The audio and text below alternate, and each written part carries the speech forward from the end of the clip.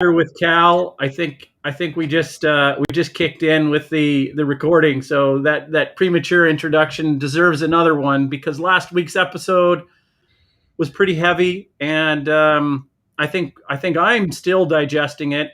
Cal, how was your like? How did you feel after? Was it like shedding a new skin, or did it feel good to to let loose there a little bit? I was actually surprised that I was less emotional talking about it or less upset about it when I spoke about it last week with you than I have in the past. So that gives me insight that it's less raw or it's less undigested. I feel almost, it might even indicate to me that I've turned a page with, okay, that's where that was. I'm now at cause. And now I can speak about it. I can be proactive about it. I can be less afraid about it. I can be less negatively impacted by it. So I think it was more of obviously it's a sensitive topic.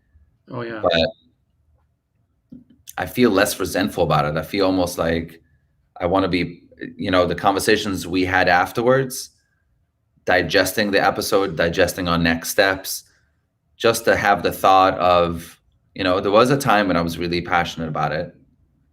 There was a time when I was very passionate about being proactive about the issue of prevention of childhood sexual abuse within the Jewish community, and I dedicated my life to it. And then that got kind of sidetracked by the whole episode that we spoke about last time. Yeah. So what would life look like? That's the question I'm asking myself. And we kind of went into it a little bit. What would life look like if I got back to the passion prior to that episode happening? What if I can tell the world, her opinion doesn't matter to me?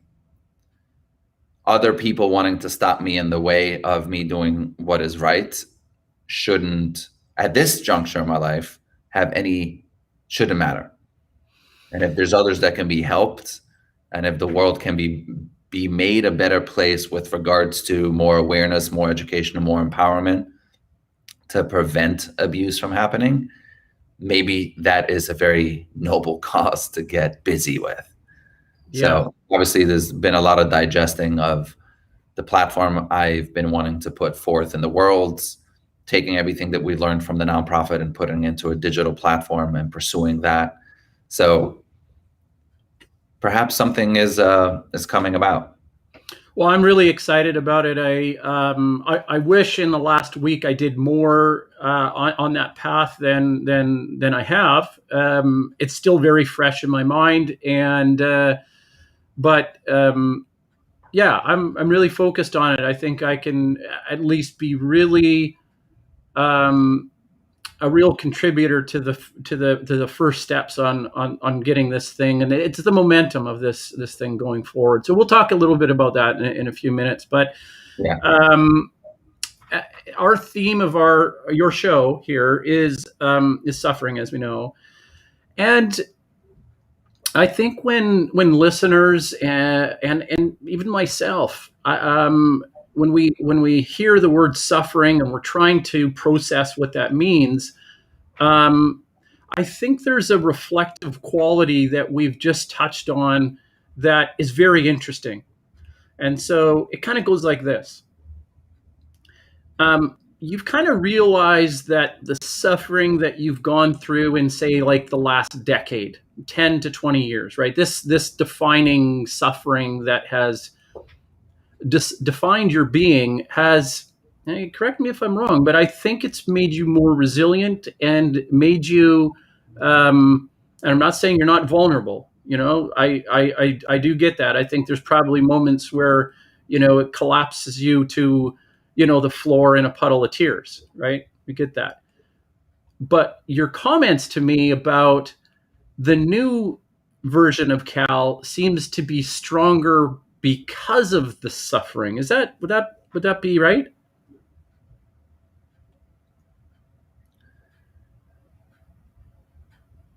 Yes.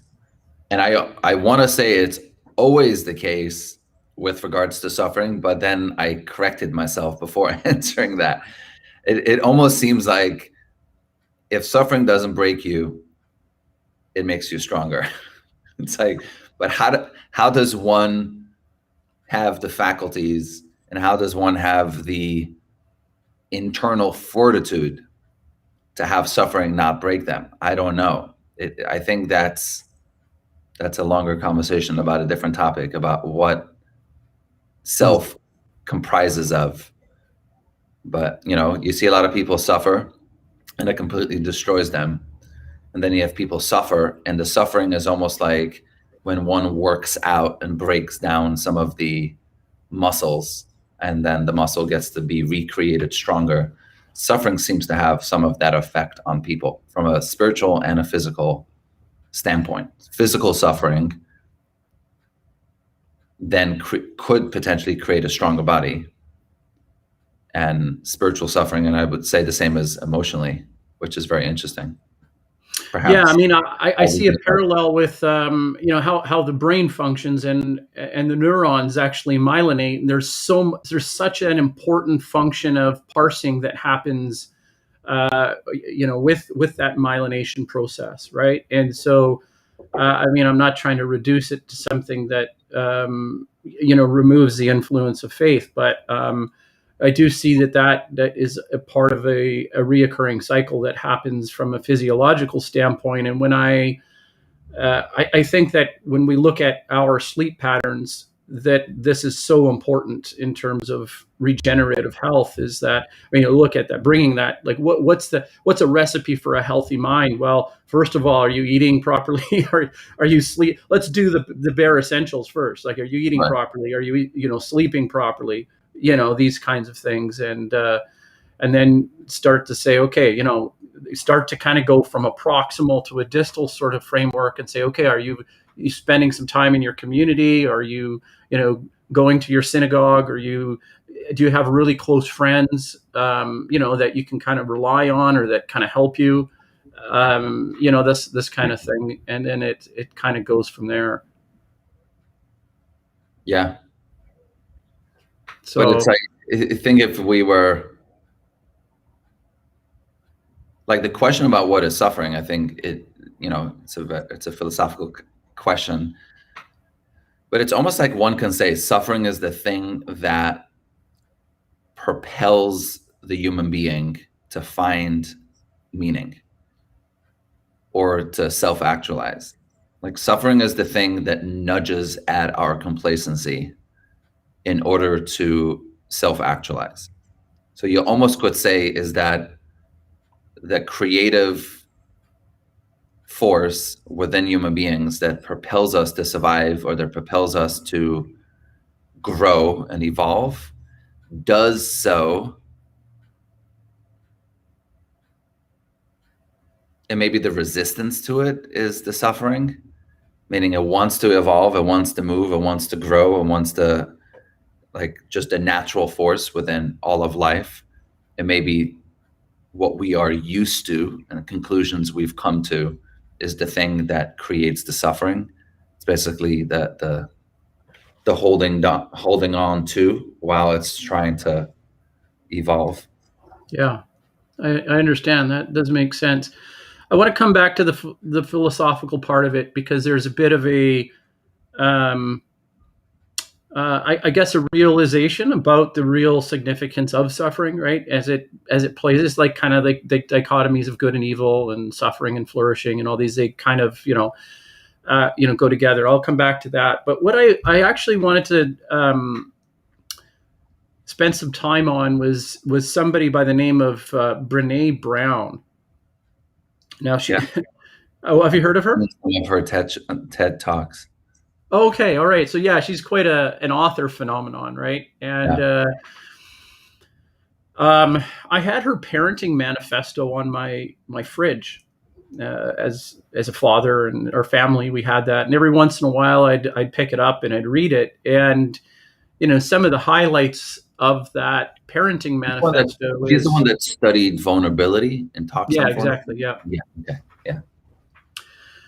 And so the wisdom that comes out of that, there's a couple things I want you to think about as I go through this. Is that your faith and your culture kind of give you a pre-programmed community to kind of return to, right? I mean, this is like, you can say, yeah, this is great that we've got this like Oprah, spokesperson, kind of like Brene Brown, but on my side, I've got 4,000 years of tradition here. So we already knew that, right?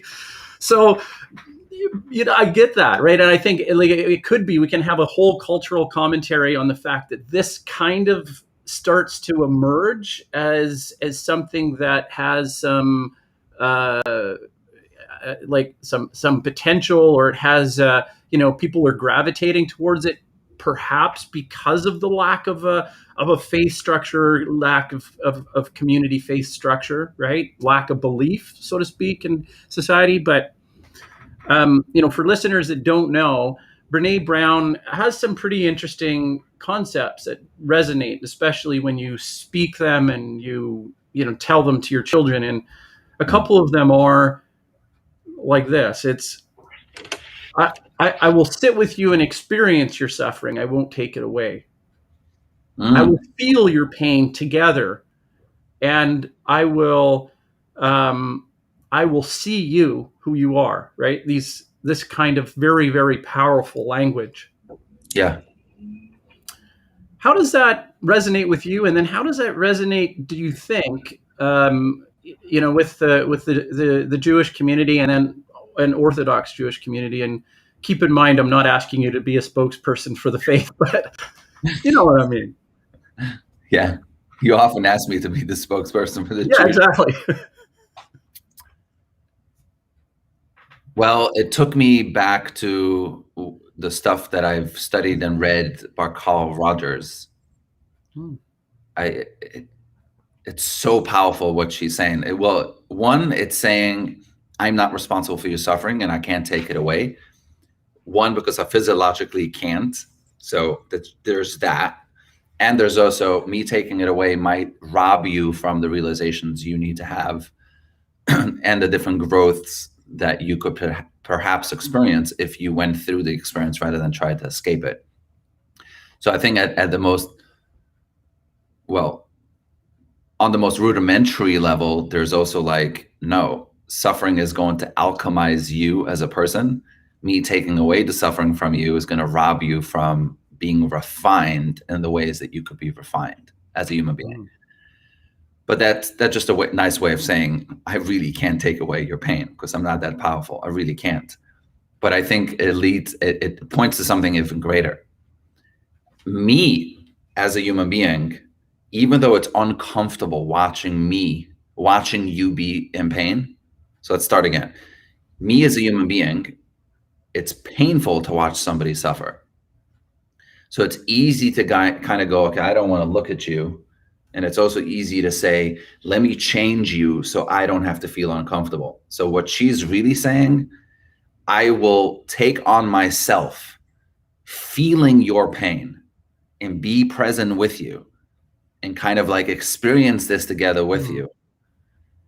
And then there's a whole nother thing that happens. There's something magical that happens when people suffer together, that it alleviates the pain, because a lot of the suffering happens because of isolation or the sheer terror that I'm going to have to suffer by myself. So the very kind of saying, I'm not going to let you, I'm going to be here.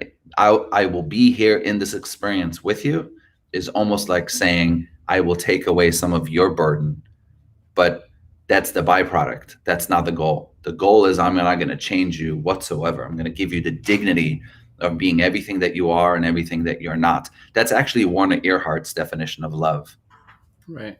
Accepting you for everything that you are and for everything that you're not. Meaning if you're being an asshole and I want you to act nice, I'm going to accept you for the way that you are right now. I'll give you the dignity of allowing you to be where you are in your process of being a human. So I think what she's saying is so powerful, not just, I'm not going to take it away because you need to learn from it, but also I'm going to be present with you and I'm going to allow myself to feel your pain. And then something magical happens. That's the whole like unconditional positive regard that Kal Holczler talks about. But what he was doing in therapy and what he alludes to that he's doing in therapy is so much more powerful than allowing the other person to be where he is. He's basically saying there's a creative intelligence at play, and science now knows that what's observed is being changed by the observer. Now we can talk for forever who the observer is. We won't go there for this very moment, but there's something magical that happens when you're actually observing it without the judgment that it should not or it should be a bit different. So just by virtue of being like, let's be in this experience together, something shifts in unity. That creative intelligence that is observing the pain in the other and in self creates a third. And I think that goes back to, more what's in the Bible. Like when two of you, what's the term? What's the verse? When two of you meet, I will be there with you. Or you're asking the wrong Bible guy. All right. Well, it's contributed to the New Testament, but it's also there's also a lot in it, a lot of that concept in the Old Testament of like when two people are together, there awakens a presence that creates the third that goes beyond the individual parts.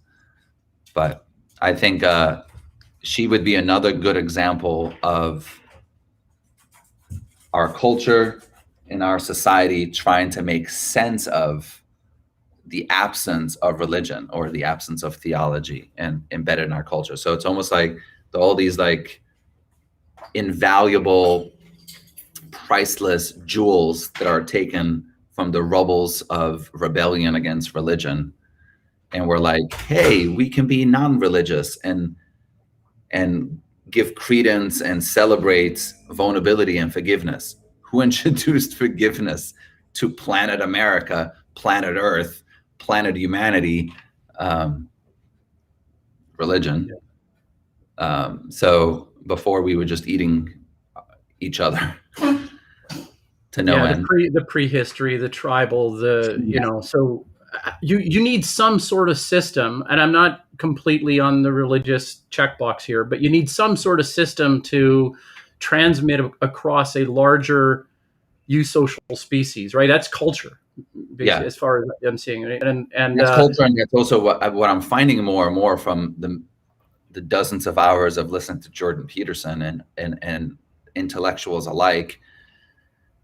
Well, I would say it's actually way beyond it. I've listened a lot to people that have experimented with psychedelics, and more are we finding that when people have transcendent experiences, religious language is the closest humans have to describe or try to articulate the transcendent or what goes beyond physical and cognition. So it's almost like you say, well, religion is almost like the language that describes the extraordinary.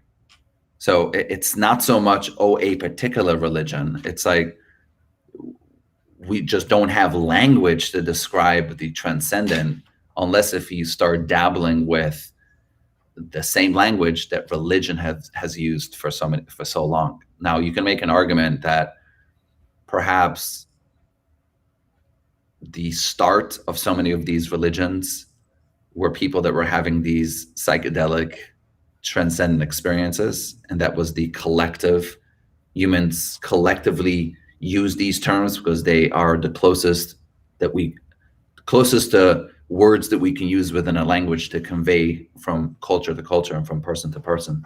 But we've gone down the rabbit hole. That's a whole nother conversation about psychedelics. But I really love that you mentioned Brene Brown, and we should be grateful that there are individuals, regardless if they call themselves religious or not, that are making use, that are taking these concepts into mainstream culture. That's for sure. Absolutely. I don't think it needs the label. I think that you could say it's the will of God. You could say that it's the light. It doesn't. To me, there's something common across religions that points to that fundamentally, right? And the reason why I'm a Platonist is that I think in our condition of a culture as it stands right now, we are scared to put a fundamental ethic in place. And I think that Plato's good in itself. Okay, now there's a lot of definitions and there's a lot of perversions that we've done with the good in itself, but it's putting an ethic into the idea, right? In terms of a hierarchy of the idea, we're putting goodness at the top of that. Okay, and I think there's biological evidence for that in terms of eusocial eusocial experience. We are a social animal, and we're language animals. And in game theory, we replicate goodness in groups. Right? Gets into something that's still right on the fringe of discussion right now. Is like the group theory discussions that happen with people like E.O. Wilson, and it's still very much contested, right? Jury's still out, so to speak. Right. Regardless, I think it's great. I've all my years of studying philosophy, I'm still a Platonist. I still, I look at different forms of thought, and what's very interesting and unique about the Platonic origins is that it predates almost everything in our culture. And there's one exception, because it's the Judaic faith. However, what I would say is that the Judaic faith is absolutely tied to the Platonic concepts. It did not develop. There's some idea that it happened and developed. So say more about that, because I know so little about the frame of reference that you're coming from. Right. Well, I mean, so from a Platonic standpoint, we're talking like 2,000 years before Christ, right? And there's a tradition of the Jewish origin story that goes back 4,000 years, right? But what happened is that even the Old Testament was written in the in ancient Greek, right? It was in Greek, as far as I know, and you mentioned that before. I don't think that's actually the case. We know when it was translated to ancient Greek. It was written in Hebrew. It was written in Hebrew. Okay. Yeah. So, it was written as far as we know, when it was written in the desert, right before the Jews went into Israel for the first time. Or the New Testament was written in Greek, and then kind of thing. I think that's how it was. Maybe.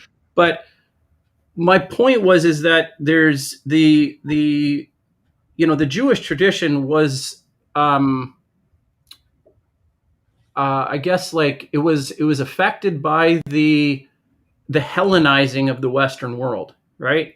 Now there's points where it says that we want a distinct culture, we want a distinct populations, we are the chosen people of God, and I get that, and that it is the. But what are the philosophical foundational precepts or? Okay, well, I think it's very simple. I want to point to the idea of the Platonic origin story, right?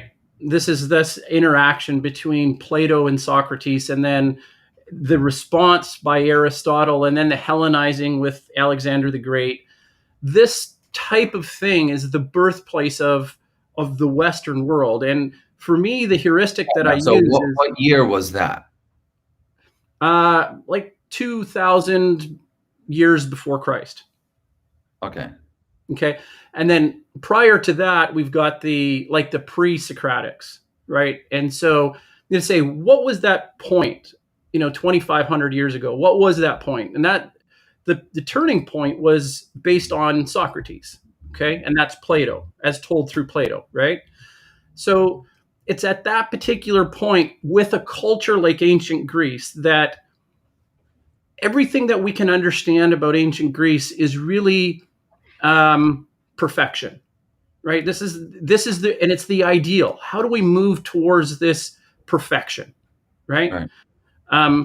And it's a holistic perfection in terms of health and happiness and architecture and beauty. And how do we move towards this? How do we become a better ideal person, right? And that mental heuristic is very, very, very powerful, right? So the way I use the heuristic that comes from ancient Greece. Now, this is something that you would say, what was the biggest thing or the most valuable contribution that ancient Greece, at least in the classical era, gave humanity? And I would say that was proof through abstraction, right? So I imagine something, right? I use my ability to imagine, and then I move towards that imagined sort of ideal, right? Now, in Plato's hierarchy, he has goodness at the top of that. And, I have, again, another heuristic that says this idea of goodness in itself as an abstract manifestation of where we're moving towards and into Right. is the concept of God, right? This is the concept of God. The And concept of God is the like the way we human translate this thing called ideal is what we attribute to God. Attribute to the definition of God. Is that what you're saying? Yeah, and it may be a little bit abrasive at first, because I know there's kind of exceptions to this, and it may seem that it's easily defeated, right? I mean, Yahweh is something that even from a Jewish tradition, we don't even know if that's how you say it, and it's not even something you're supposed to say, right? Like you shouldn't be even saying it or something, right? I love that idea. It's like it's so big, this idea of Yahweh, that we don't even know if that's the utterance of what it should be, right? Like we should be so humbly in awe of this that we can't even begin to understand or even say what it is, right? Well, so where I'm going with this, Cal, is that where I'm going with this is I that can take this a million places. Go ahead. yeah.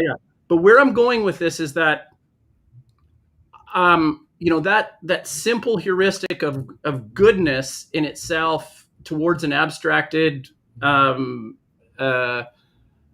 towards an abstract reality of perfectibility is something that is the imagined substrate of our creator, right? Okay, that's where my mind goes. Okay, now I find it's not, I'm not in disagreement to say that God is more than that, right? Because it doesn't, I don't receive that information as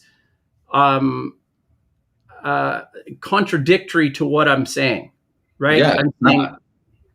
I right? mean, if everything you're saying was kind of like saying, that's my internal focal point and the internal pointer toward a higher ideal. So I'm moving my mind and body and my community and my orientation towards this imagined ideal. That only is saying that if you're looking at a GPS system, that's only saying, oh, there's a destination and that's where you are. And then there is where you are and you're moving towards the destination. It still doesn't speak to who created the context you're operating in. And it still doesn't speak to if there's billions of people that have that faculty, or if there's billions of people that have that mechanics, who gives birth to the very atom that creates that tulip? Yeah. or who gives birth to the structure of a molecule that there are trillions of, and its perfection is so beyond human comprehension. And that's only looking at the physical world. What if there's other worlds that are existing simultaneously? I mean, just think for a second the speed of planet Earth and its orbit. I mean, that brings me, it's like, that I do these different morning practices. We start all blessings in Judaism when you put on tefillin, or when you even make a blessing for water. I mean, there's blessings for everything, coming out of the bathroom, eating different types of foods. But each blessing in Judaism starts with Baruch. Baruch atah Adonai. And almost every single time when I pause and I start a blessing, something really bizarre happens inside me. This morning, it made me cry. Because what it does is, think about it for a second. It's everything you were just describing. So it's basically saying, okay, here I am, this little human being that could vanish like this, that will die one day. Like every part of me will decay on the ground, in a coffin, like worms will eat at my body. Like I will die. Hopefully I'll leave a legacy, something that could affect the world better. But I will die. So now you have to think about it. It's like you're starting with Baruch. It's like, it's almost like, you want to tell me that this little human being that has so little significance in this vast world, in time and place, pauses for a moment to say, the creator of the universe, the creator of everything, like, I bless you? Like, would a creator need my blessing? Like, we don't say, I request your blessing. We don't say, I appreciate and thank you for the goodness that you're giving me. That's not how blessings start. And millions of Jews for thousands of years, it must be millions of times a day, pause to say, bless you, God, my God. And then we say two different versions of God's names, which one is referring to the infinite, and one is referring to God manifested in the world, so through physical world. But we start with, blessed are you, the God that transcends all time and space. So you ask yourself, it's like, it gives me chills every single time when I pause for a moment to think of it, like, what about this most magnificent power that gives life? Just assume for a moment that it's real. Maybe it's not. Let's just assume for a second that it's real, that there was a cause that was intentional to all of life. And I almost want to say, like, I don't know if this is true, but the very potent humility that comes with a small little human being blessing this power of all, there's something that happens in that second of, it places me in a state of awe more than anything else. It places me in such a place of humility. It's like, because inevitably that always goes through my mind. It's like, who the heck am I to give blessing? It doesn't even make sense. It's like, if my life, my very breath is dependent on this creative intelligence, what the heck am I going to impact in blessing the very thing that gives me the ability to speak, think, feel, intend, or enjoy the thing that I'm about to take in? I can't even wrap my brain around that. And I think that's the point. The point is this, that it doesn't lead me to something else. It places me square in how insignificant I am, that gives significance to, I'm in relationship to this thing. I'm in relationship to this higher intelligence. So there's a relationship that starts with, let's let's start, like, before I give thanks and before I enjoy something in life, it's almost like God is saying, like, first get right with your position. Like, you are so insignificant, and that brings significance, that, oh my God, I'm aware of my thoughts. I'm aware of my hands. I'm about to enjoy something. There are people, like, you take one faculty away from the human experience, then I don't taste. You take one faculty away and then I can't see. You take one faculty away and I can't feel. You take one faculty away, and then I can't chew. It's the amount of things that have to go right in order to do the things that we take the most for granted is mind-blowing.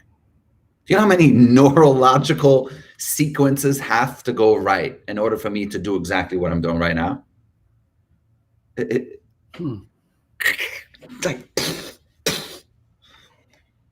yeah.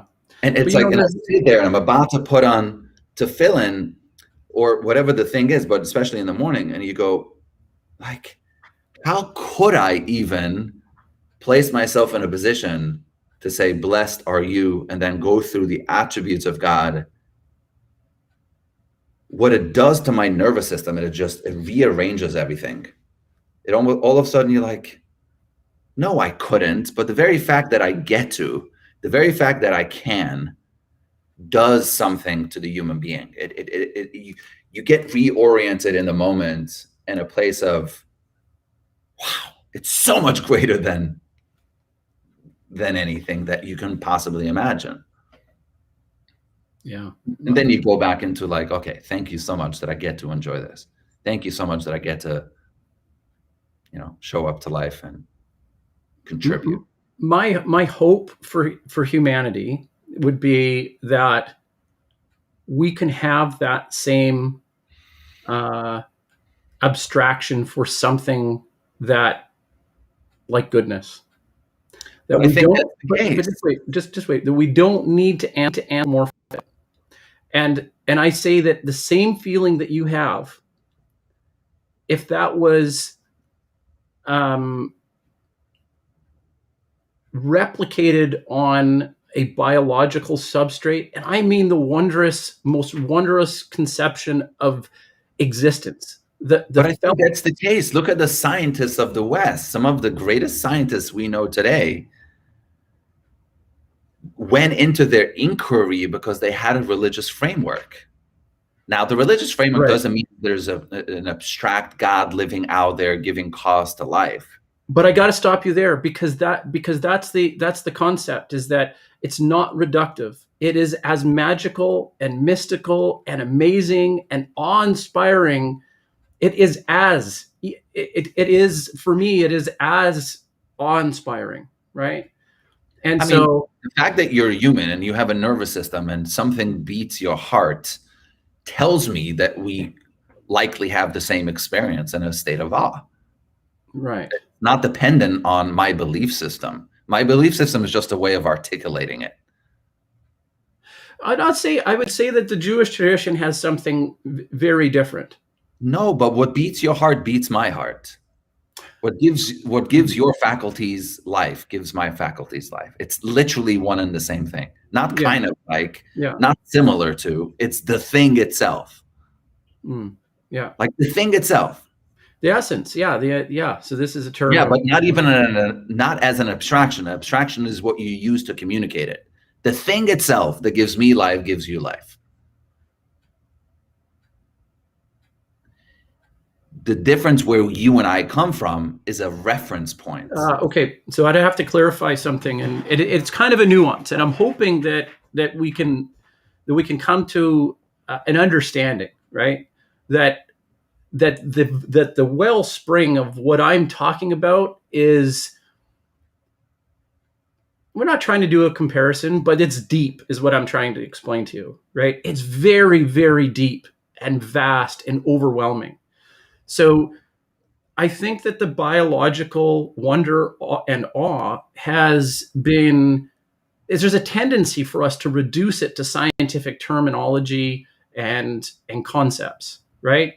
But I think what Plato was describing is our unique ability as a species to form abstract thoughts. Okay, now you have to take the individual's ability to do that, and then you have to take the entire entire humanity's ability to do that, and then you have to run a complete understanding through history all the way back to prehistory, and understand that we went from a prefrontal cortex of, I think, 600, I don't know what it was, like 600 cubic inches to like, it tripled, right? It tripled. So our ability to abstract is unique to any other living creature on the planet, because of the fact of how we've been endowed with this brain, right? The ability to abstract. Okay. And I think what Plato is doing is he's describing that. Okay. Now, to make that description more transmissible in a society, we took old concepts of gods that threw thunderbolts or, did whatever they did, and heroes like, from the Homeric epics, right? Where these are, fighting heroes and warriors. Mm-hmm. And we moved into an intellectual hero, which was someone like Socrates. And he was completely humble. When put in front of the question with the Delphi, the Oracle of Delphi, and he heard that the Oracle of Delphi said that he was the smartest man, he's like, I'm going to try my rest of my life to prove that wrong. I'm humble in front of, that's the first thing I am, is humble. I'm not the smartest guy. So his inquiry was from one of humility, right? Now, a moment on everlasting life. What does that mean? What does everlasting life mean? Well, for Socrates, it's because of what we're saying. It's how we carry on the lips. It's the hero that we've embodied. He now lives through us. You could say through a spirit, that's fine. His essence lives on. And just like, just like other religious heroes. His essence lives on, which does not necessarily mean that his ideas and the impact of his ideas live on, which they do. Those two things could be very, very different. Ideas? One's essence living on could mean just the very decay of his body, or it could mean the thing that we were trying to allude to. The thing. I'm not talking about smell. The thing that gave life. Stay away from that cave over there. The source of his life, the source of his breath. So the source of his intelligence. So there's there's some points that we arrive at that are really interesting, but we've gotten pretty close.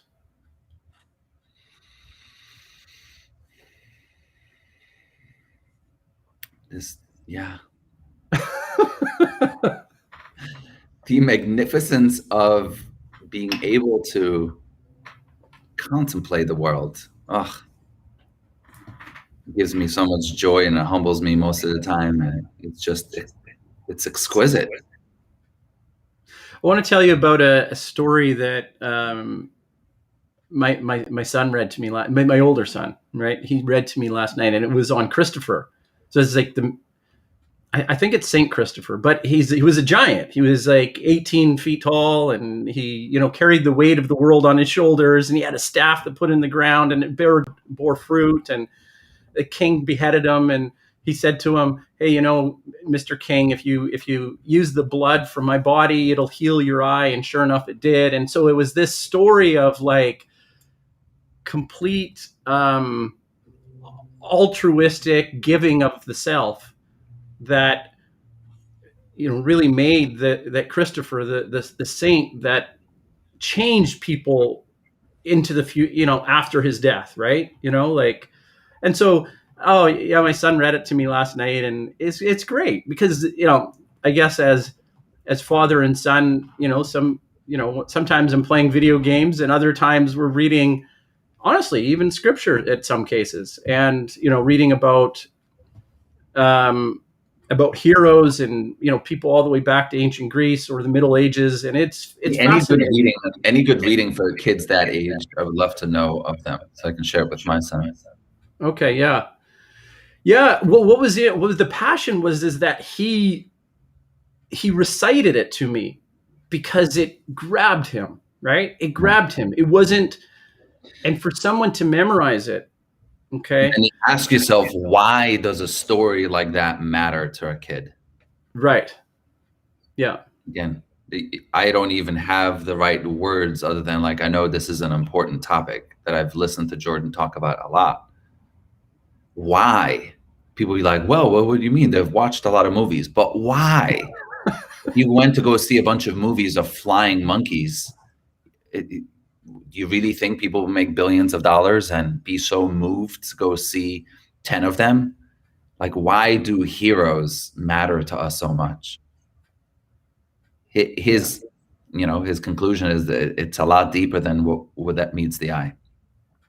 Yeah, well, he remember when Jordan Peterson said that, he goes, if you want a book to break your brain, go read Carl Jung's Aeon, right? And so I asked my son, and I'm not using his name for some reason. Maybe it's smart. I'm being careful just out of respect for him, but I kind of hope he's watching.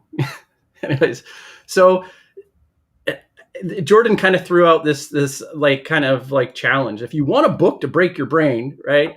And so I knew that he had the book, and I said, "Did you hear that from JP about getting that book?" And he's like, "No, I didn't actually," but interesting. And I think he's read the book multiple times. And Cal, it's a difficult book.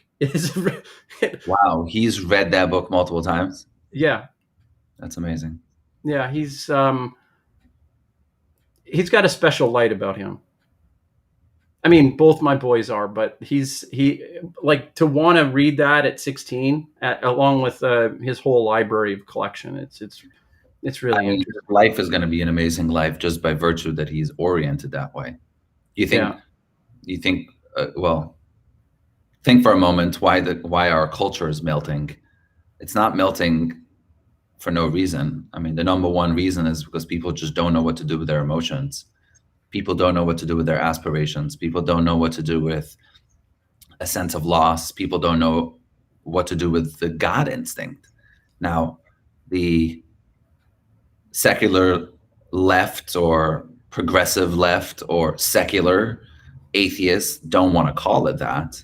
So let's say if you get rid of the word God, but the more and more people are not reading the greats from a philosophical standpoint or a religious standpoint, we are, part of our society is crumbling and melting away because they don't have a reference point. The sense of awe and appreciation for Shakespeare, sense of awe and appreciation for language, sense of awe and appreciation for the different religions and what, humanity has grappled with and fought with and the conversations we're having here is nothing more than a little reflection of what humans have been doing from the beginning of time. Try to contextualize the world they're living in, try to contextualize their experience, make meaning out of it, digest it in a way where we can make sense of the world. Now you get a few kids who've been depressed their entire life, not approved by their parents their entire life. You give them some fireworks and an Antifa persona, they're basically playing out what humans have been doing from the beginning of time. We think it's so bizarre, but back to Jordan again. It's he will sit in a hall giving a lecture. He's try to think for a moment how many things need to go right for us to be able to sit here peacefully. From the beginning of time, that has not been the case. You don't get water, you don't get AC, you don't get a working building, you don't get riots, non-riots on the street because there's a lot of things that need to go right. Millions of things need to go right in a civilized society in order for us to be able to do the most mundane things. Yeah. chaos erupts when individuals have not had the time or given the tools to orient their faculties in the right manner. That's all it is. Yeah. It can be remedied very easily. Just give them some books and give them some brains and teach them how to use their brains. Well, the teaching is the part that I wanted to focus on because, like, I don't try and, I guess I would probably steer, my boys in a certain direction, but it's really in the direction that you're talking about. Now, definitely it has more of a secular flavoring to it, but as they'll do some ayahuasca later in life, and all of a sudden you'll watch them use religious terms. I hope not. Well, yeah, that loss of like, have you ever done that? Or have a transcendent experience, and they'll be Right, like, okay. "Oh God, I saw God." You're like, "How dare you try to use different terms? Like, I saw humanity at its ideal." But no. Actually, to describe the transcendent, you come back to religious. But that's the thing, Cal. From an understanding standpoint, I can get very close to your world, very, very close, enough to be invited to the party, I think, in an intimate way. But I won't correct them on that. I won't. I might tell them my perspective, but I will not correct them on that. And that's part of the teaching, because it's not a coercion.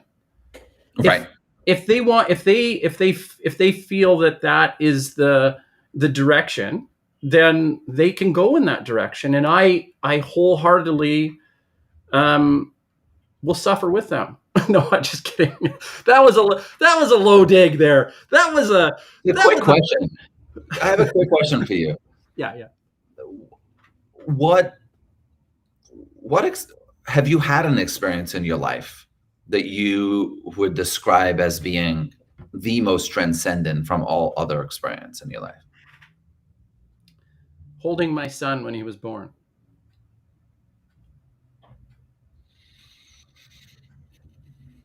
What was that like?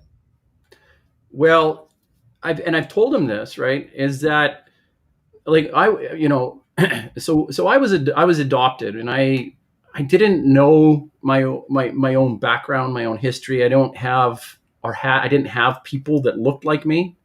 Now, that's not a superficial thing. There is something that I just didn't. There was a void there, right? And I wasn't searching for it, but there was this real mystery of, and then being able to feel my, he's my offspring, right? But that moment was like no other moment in my life. And there's been some pretty impressive moments, but that was just, and then the birth of my second son as well.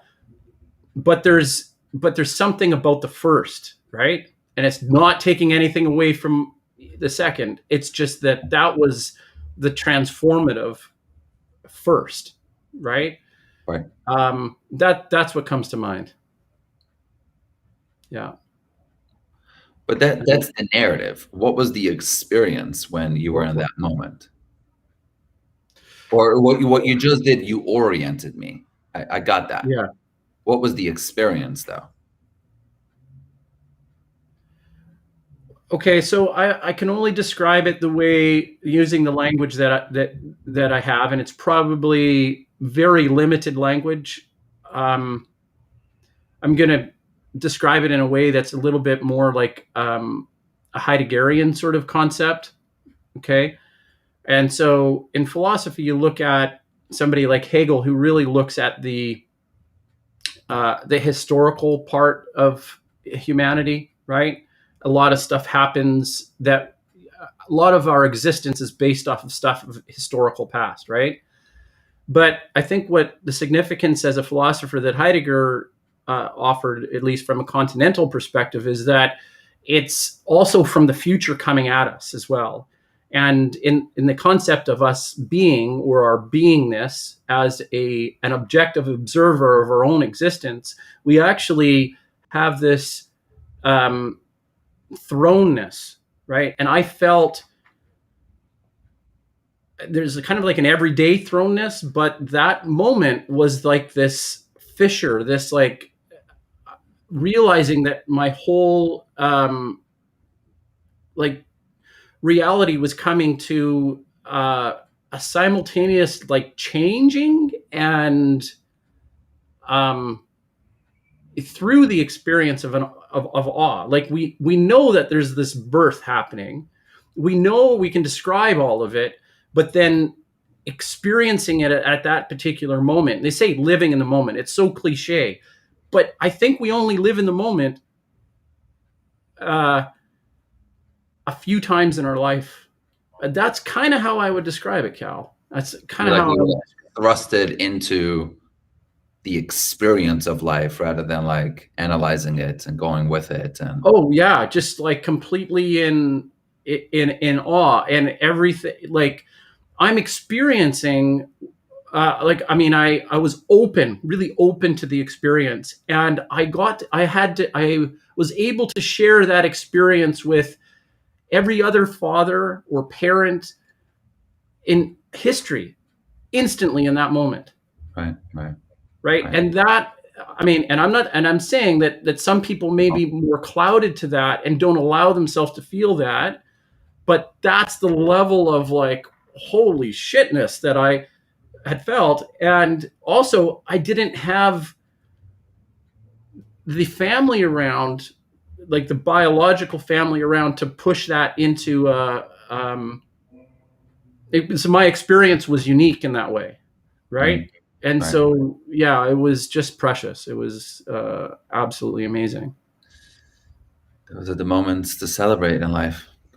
It Yeah. gives you a good reference point of what that experience of being in an odd state where time and space ceases to exist, and your individual life as believed as its own little island that you're on, like you're because you only are seeing people. You might have personal emotions and relationship to people as we go through day-to-day life, but it's like maybe it's just a simulation. Like, how do you know they're actually there? You're not experiencing them, you're experiencing yourself. Moments like that recorrects like your internal experience. Life as an individual is transformed. You Yeah. get to be touched by the other and touch the other.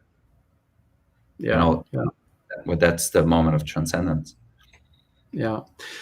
Okay. Well, we're approaching the hour, and I think that's a good wrap for our show. Cal, until next week. Until next week, we All right, my shall friend. talk. It's good seeing you, sir. Yeah.